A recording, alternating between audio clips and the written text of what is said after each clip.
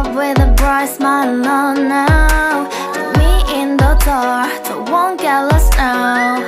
To the moonlight, eyes you, Maria right now. You look into my eyes and felt a feeling that nothing got it feel like a slim night. Hey, come on closer. Now I'm waiting for you, but don't hurry, oh slowly. Oh yeah, the moon is around us. You look into my eyes, together feel so high. To make a way the twilight, my only, my bestie. You come into my life, let me if you want tonight. Little more shining star to the sky, looking high. All the people, you're the one and only you know. Want to be with you, call my name, love, ooh. Olahraga. Perkenalkan, nama saya David Eduardus Yus dengan NIM 1903195. Saya adalah mahasiswa STUK Bina Muda Medan yang saat ini sedang berada di bangku dan semester 4D. Jadi pada kesempatan kali ini di sini saya akan melaksanakan proses pengambilan data dengan melihat gerakan untuk menganalisis seorang atlet. Jadi di sebelah saya sudah ada seorang atlet yang akan saya analisis. Coba Dek, perkenalkan diri lebih dahulu. Perkenalkan, nama saya Rera Terus. Saya saat ini sedang duduk kelas 2 SMA. Saat ini saya juga mengikuti cabang olahraga atletik yang prestasi saya mencapai kejuaraan nasional, yaitu di O2SN SMP dan Piala Gubernur 2018 dan kejuaraan lainnya.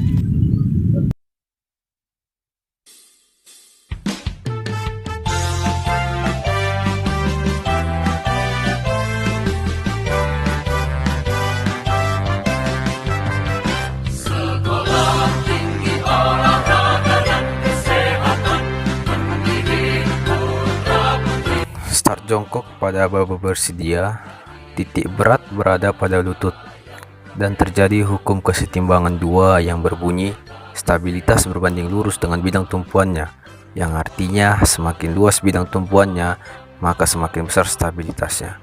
Sebaliknya, semakin kecil bidang tumpuannya maka semakin kecil stabilitasnya. Karena itu, luas bidang tumpuannya berada pada tangan untuk menopang tubuh. Dengan ini, posisi badan tetap dalam keadaan stabil. Selanjutnya, start jongkok pada baba siap.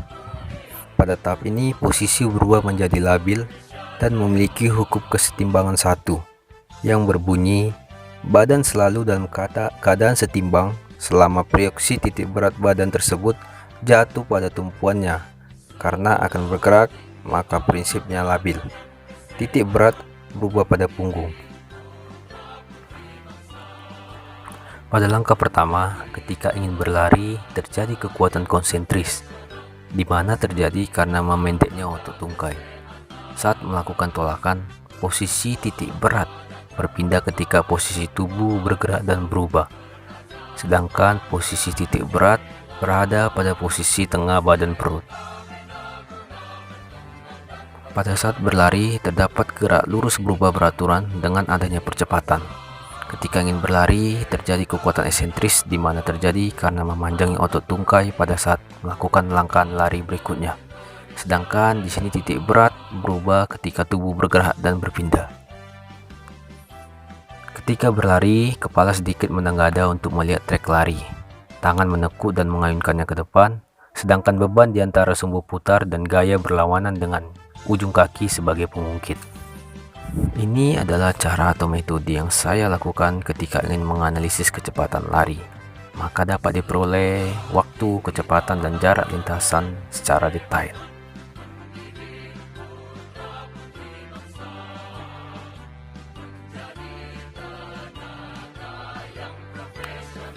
Dari hasil yang saya peroleh dalam menganalisis kecepatan lari atlet putri tersebut adalah kecepatannya sebesar 4,17 meter per sekon dengan rincian jarak yang ditempuh sebesar 20 meter, waktunya 4,79 sekon.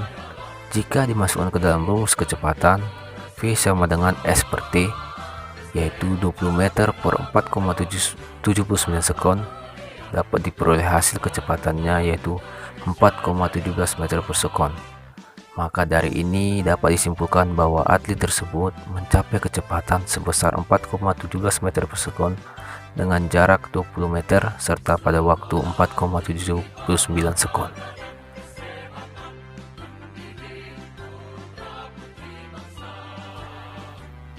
Dalam mencari percepatan atlet tersebut, saya tetap dengan metode atau cara yang sama dalam melakukan analisis untuk memperoleh data-data yang diharapkan agar mengetahui percepatan atlet tersebut. Untuk gerakan saat berlari sudah saya jelaskan sebelumnya dan tidak ada perbedaan saat atlet melakukan gerakan lari. Hanya saja jarak atau ukuran trek lari sedikit saya perpanjang.